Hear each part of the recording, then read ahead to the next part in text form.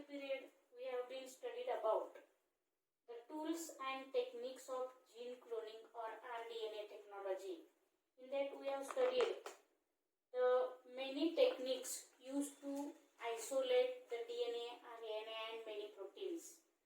So in that techniques we have also seen about the electrophoresis. So electrophoresis, this technique is mostly used for isolating the DNA, RNA and proteins.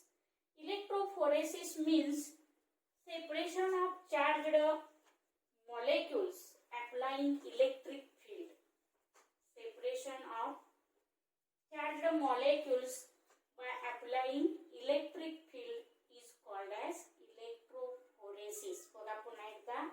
Separation of charged molecules. Separation of charged molecules by applying electric field. Applying electric field.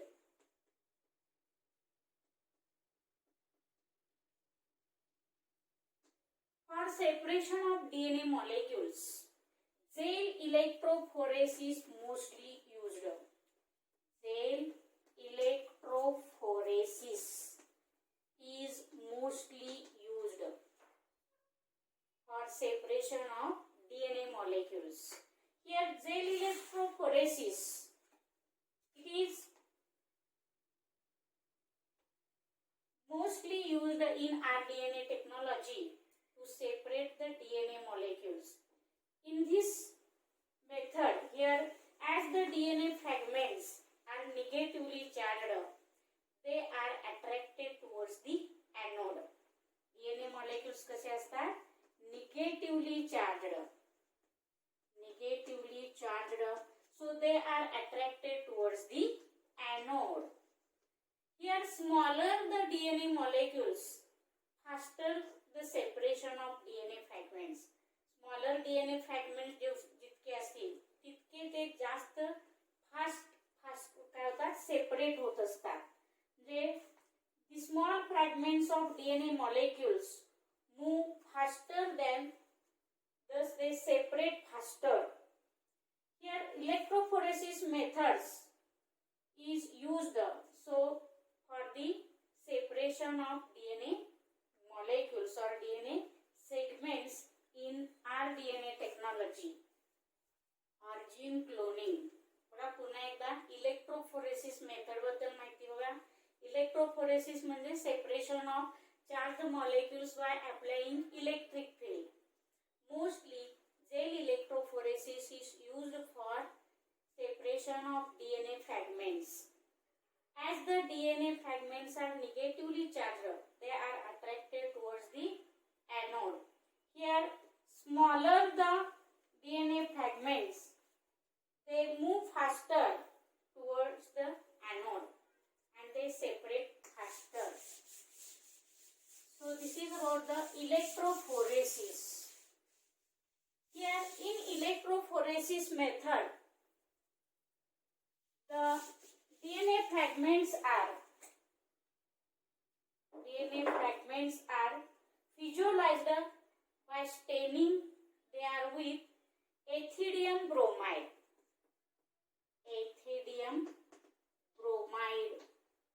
हे स्टेन आहे ethidium bromide आणि ह्या ethidium bromide न DNA fragment स्टेन केले जातात. स्टेन केल्यानंतर ते आपल्याला ऑरेंज कलरचे दिसतात. They are stained bright orange coloured. DNA fragments are stained as bright orange colored. So this is about the gel electrophoresis. Then we have see about the polymerase chain reaction. Polymerase chain reaction.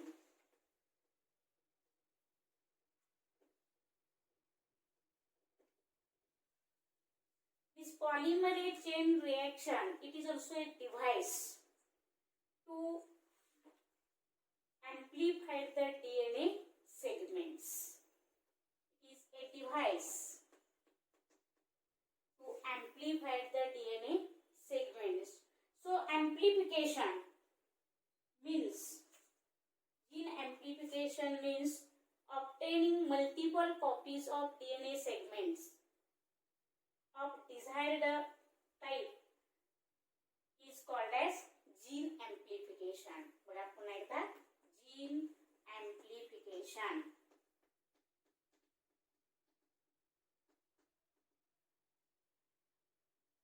Obtaining multiple copies of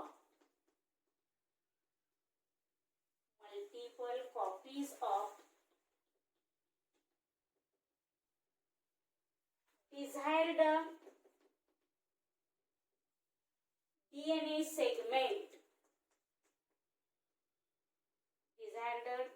segment is called as gene amplification, and it is done in polymerase chain reaction device. This polymerase chain reaction device is, or this reaction is first discovered by Kali Mullis.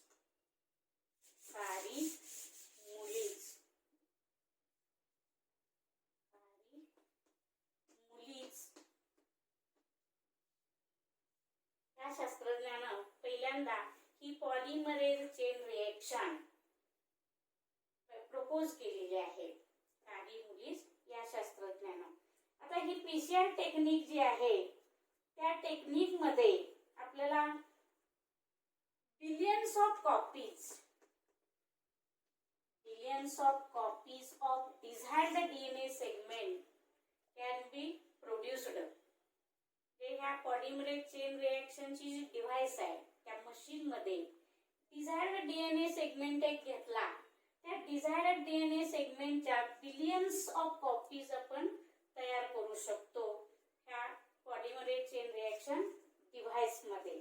तर ही जी short मध्ये आपण PCR technique असं सुद्धा म्हटलं जातं, polymerase chain reaction, PCR technique या रिएक्शनला असं म्हटलं जातं. आता ही जी पॉलिमरेज चेन रिएक्शन डिव्हाइस आहे त्याला थर्मल सायक्लर असं सुद्धा म्हणतात. थर्मल सायक्लर हे जे मशीन आहे पॉलिमरेज चेन रिएक्शनचं त्याला थर्मल सायक्लर असं म्हणतात, कारण हे बरेचसे टेम्परेचर वरती अवलंबून आहे. टेम्परेचरची जी रेंज आहे त्याच्यावरती अवलंबून आहे, म्हणून या डिव्हाइसला थर्मल सायक्लर असं सुद्धा म्हणतात.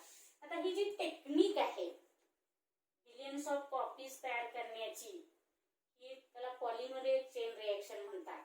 And this technique was first proposed by Kari Mullis. This technique requires 4 different requirements or different tools. साधनं त्याला वेगवेगळ्या प्रकारची लागतात. त्याच्यामध्ये पहिलं जे आहे रिक्वायरमेंट ते आहे desired type of DNA segment. Desired type of DNA segment.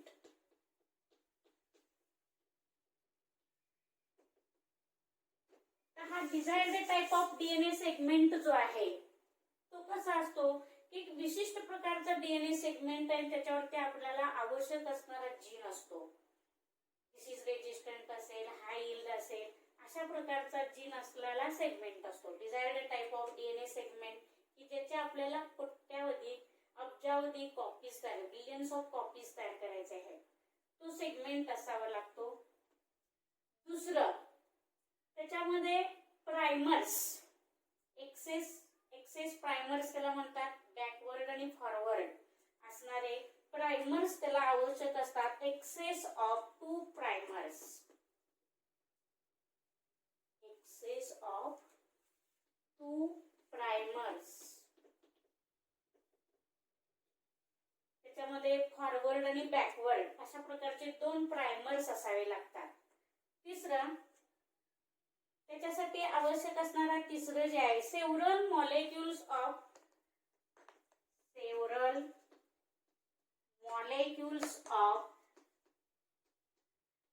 different types of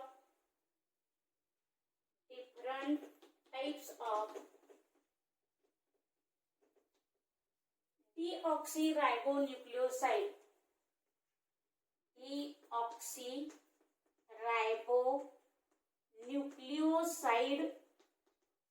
triphosphate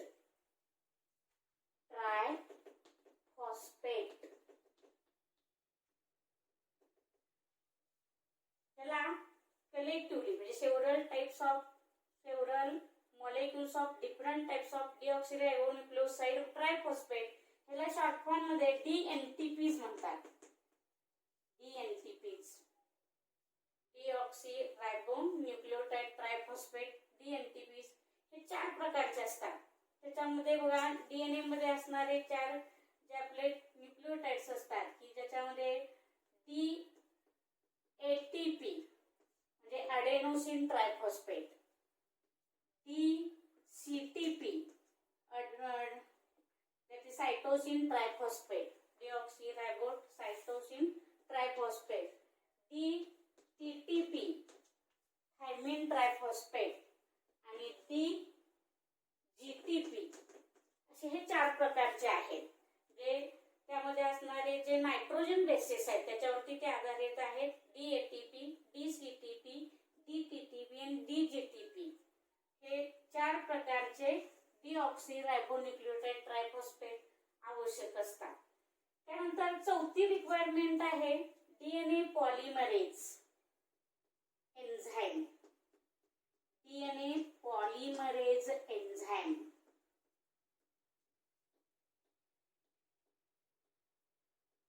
आता हे DNA पॉलिमरेज एन्झाइम जे आहे त्याला थर्मोस्टेबल DNA पॉलिमरेज एन्झाइम म्हणतात.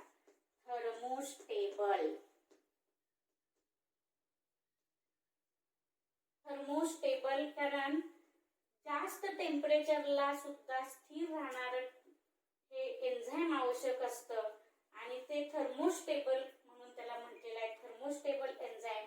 आणि मोस्टली द टाक polymerase enzyme is used.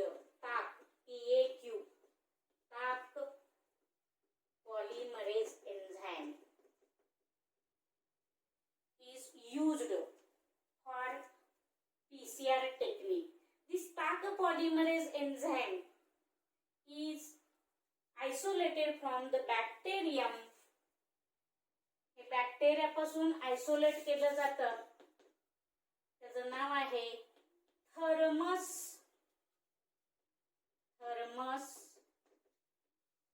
aquaticus.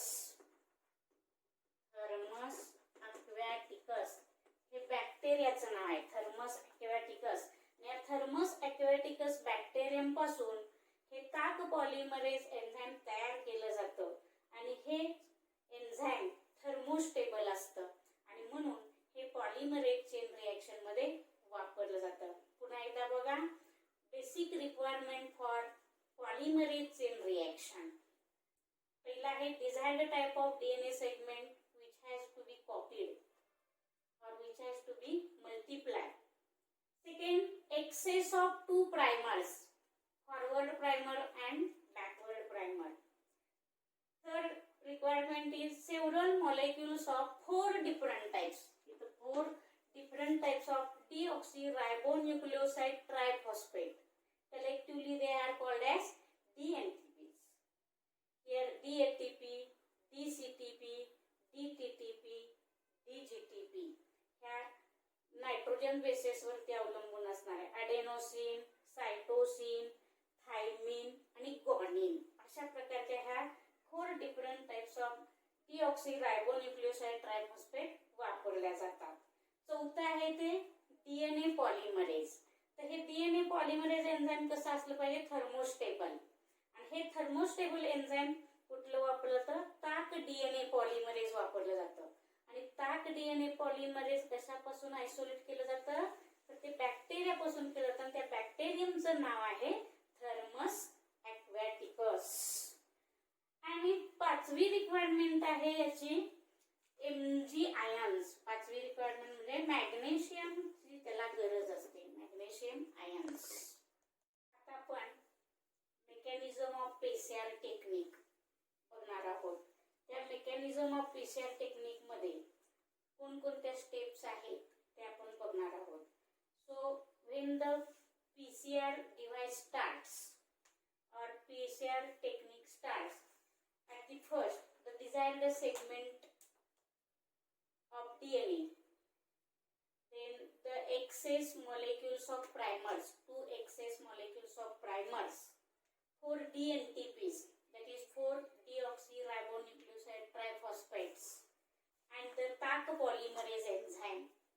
These are mixed together and they are taken in a tube called as Eppendorf tube, and then the process is carried out in the 3 steps. From that, first step is that हे सगळं मग सांगितले requirements जे 4 सांगितले त्यामध्ये desired type of DNA segment, excess molecules of 2 primers, DNTPs and Taq polymerase. These are mixed together and taken in a tube called Eppendorf tube.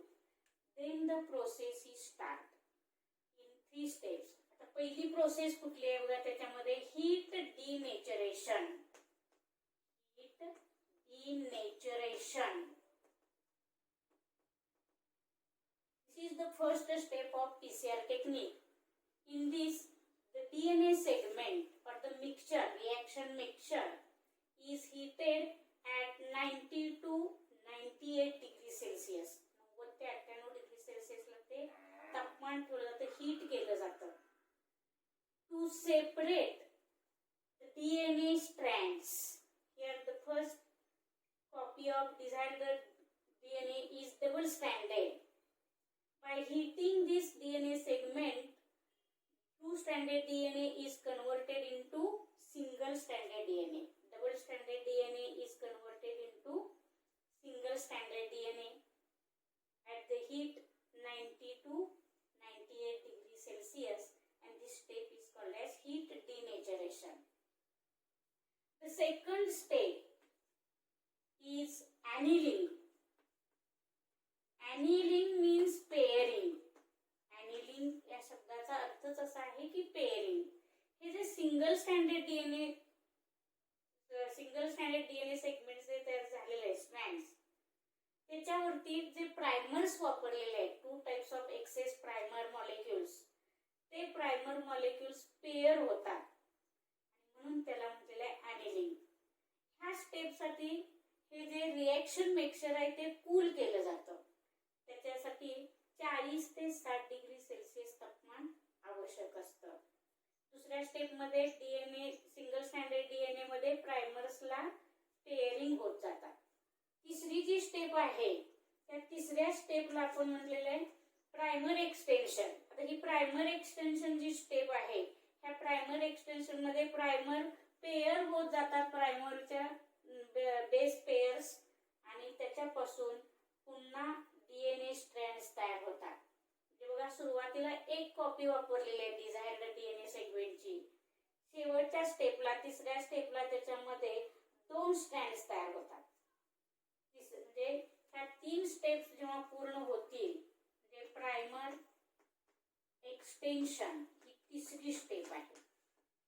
Primer extension ह्या 3 step पूर्ण झाल्यानंतर एका डिझायर्ड डीएनए सेगमेंट पासून 2 DNA segments तयार होतात, म्हणजे 2 copies तयार होतात.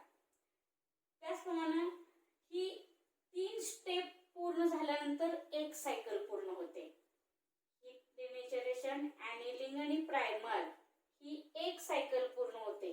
सेकंड सायकल तयार जेव्हा सुरू होते किंवा सेकंड सायकल जेव्हा कंटिन्यू होते तेव्हा 4 कॉपीज ह्या डिझायर्ड डीएनएचे तयार होतात. म्हणजे एक सायकल पूर्ण झाली की 2 डीएनए स्ट्रँड्स तयार होतात आणि सेकंड सायकल कंटिन्यू झाली की 4 कॉपीज ह्या डिझायर्ड डीएनएच्या तयार होतात.